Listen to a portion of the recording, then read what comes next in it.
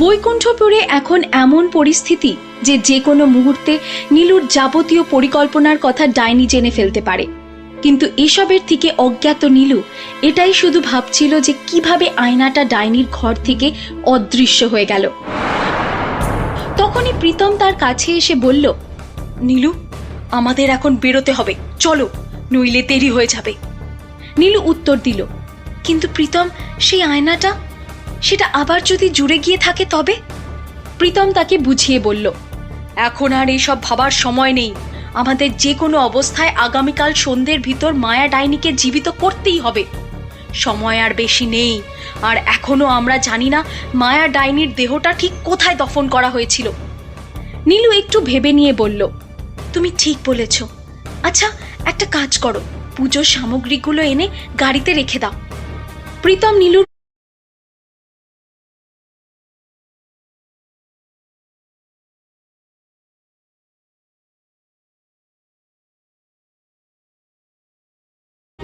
কথা মতো সুমিত্রা দেবীর কাছে চাবি নিতে চলে এলো। সুমিত্রা দেবী শুয়েছিলেন। প্রীতম কাছে এসে বলল, মা, নিচের ঘরের চাবিটা দাও তো। সুমিত্রা কোমরে হাত দিয়ে অনুভব করলেন যে সেখানে কোনো চাবি নেই। তার মনে হলো যেন চাবিটা বিছানায় কোথাও পড়ে গেছে। তিনি খুঁজতে খুঁজতে বললেন, চাবিটা তো এখানেই রেখেছিলাম, কোথায় গেল? তিনি বিছানার নিচেও দেখলেন, কিন্তু কোথাও কোনো চাবি পাওয়া গেল না। সুমিত্রা দেবী অবাক হয়ে বললেন, চাবিটা তো আমার কোমরেই রেখেছিলাম, তবে কোথায় গেল? প্রীতম আশ্চর্য হয়ে বলল, মা, তুমি চাবিটা হারিয়ে দিলে না তো? সুমিত্রা দেবী মাথা নেড়ে বললেন, আজ পর্যন্ত এমনটা তো হয়নি কখনো যে আমার কাছ থেকে কোনো চাবি হারিয়ে গেছে, তাহলে আজ কিভাবে হারালো? প্রীতম বলল, আচ্ছা, তুমি আর চিন্তা করো না, আমি ভবানীকে বলে তালাটা ভাঙিয়ে দিচ্ছি। সুমিত্রা আর কিছু বললেন না। তিনি এটাই চিন্তা করছিলেন যে চাবিটা কোথায় হারাতে পারে। তিনি চাবি নিয়েই ঘরে ঢুকেছিলেন। তাহলে প্রীতম তার মায়ের ঘর থেকে বেরিয়ে সোজা চলে গেল ভবানীর কাছে এবং তাকে তালাটা ভাঙতে বলল সে। ভবানী প্রীতমের সাথে গিয়ে ঘরটার তালা ভেঙে ফেলল এবং দরজা খুলে তারা ভিতরে প্রবেশ করলো। কিন্তু তারা ভীষণ অবাক হলো এই দেখে যে সেখানে পুজোর জিনিসপত্রগুলো একটাও ছিল না, বরং সেখানে কেউ মালিকের পুজোর সামগ্রী রেখে দিয়েছে। প্রীতম অবাক দৃষ্টিতে ভবানীর দিকে তাকালো। ভবানী বলল, আমি তো কিছুই জানি না ছোট বাবু, মালিকের পুজোর সামগ্রী তো অন্য কোথাও রেখেছিলাম আমি। প্রীতম বলল, তাহলে ঈশ্বরের পুজোর সামগ্রী কোথায় গায়েব হয়ে গেল? ভবানী একটু ভেবে নিয়ে বলল, ছোট বাবু, আমার তো এখানে কোনো গন্ডগোল মনে হচ্ছে। প্রীতম রেগেমেগে বলে উঠল, তোমার কি মনে হচ্ছে এগুলো মালিক করেছেন? উনি কি সবকিছু জেনে ফেলেছেন? ভবানী মাথা নেড়ে জবাব দিল, মালিক না ছোট বাবু, অন্য কেউ করেছে। বলতে বলতে সে মেঝেতে পড়ে থাকা একটা কাগজের ছেঁড়া টুকরো তুলল এবং প্রীতমকে দিল। প্রীতম কাগজটা নিয়েই দেখল যে তাতে একটাই শব্দ লেখা, নারকোল। প্রীতমের কাগজের টুকরোটা চেনা চেনা মনে হলো। সে মনে করবার চেষ্টা করলো আগে কোথায় সেটা দেখেছে এবং হঠাৎ করে বলে উঠল, আরে, এটা তো ওই কাগজটাই যেখানে আমরা পুজোর সামগ্রীর লিস্ট বানিয়েছিলাম। কিন্তু ডাইনির ভয় নীলু সেটা ওপর থেকে নিচে ফেলে দিয়েছিল, আর ওটাই গিয়ে পৌঁছালো সৌদামিনীর কাছে। আসলে সৌদামিনী সেই লিস্টটা আগেই ছিঁড়ে ফেলে দিয়েছিল, কিন্তু একটা টুকরো তার কাপড়ে আটকে গিয়েছিল। তারপর যখন সে এখানে এলো তখনই হয়তো সেটা কাপড় থেকে পড়ে গিয়েছিল ঘরের মেঝেতে। ভবানী তক্ষুনি বলল, ছোটবাবু, তার মানে সৌদামিনী এখানে এসেছিল আর সে নিজেই সামগ্রীগুলো অন্য কোথাও সরিয়ে দিয়েছে। প্রীতম আশ্চর্য হয়ে বলল, কিন্তু সে তা কেন করবে? তার কাছে তবে চাবি এলো কোত্থেকে? নিশ্চয়ই সে চুরি করেছে। তা শুনতেই প্রীতম ছুটে সুমিত্রা দেবীর কাছে গেল এবং বলল, মা, তোমার ঘরে যখন সৌদামিনী এসেছিল তারপরে বা আগে অন্য কেউ এসেছিল কি?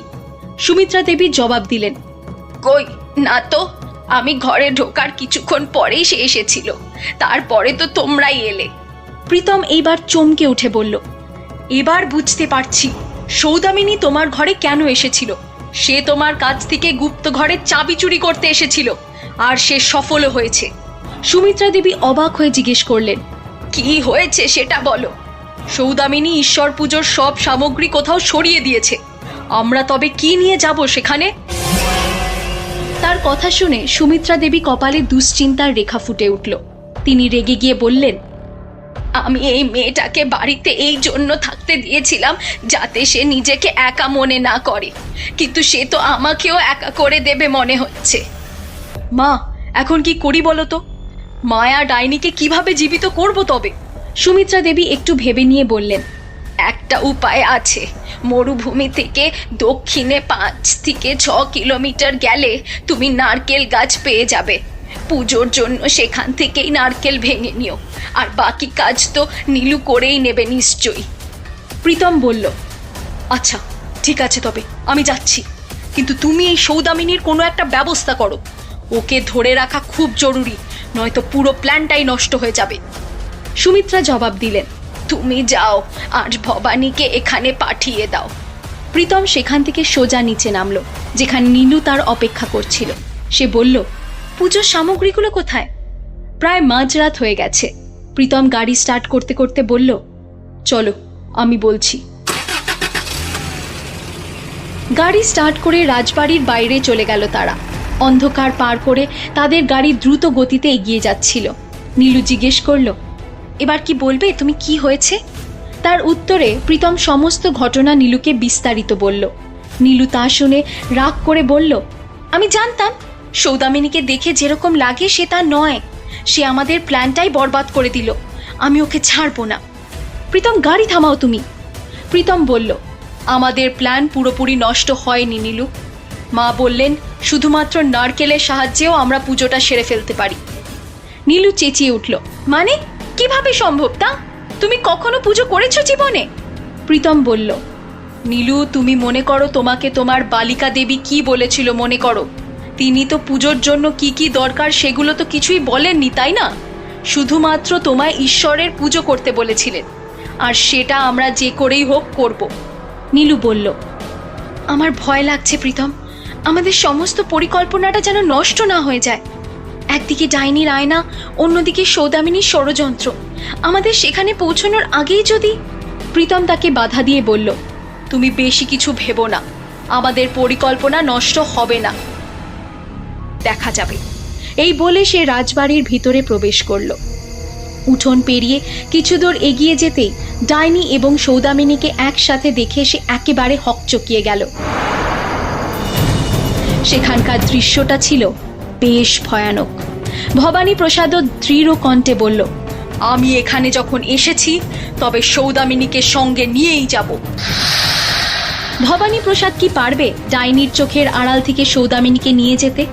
নীলু আর প্রীতমও কি তাদের উদ্দেশ্যে সফল হতে পারবে? জানবার জন্য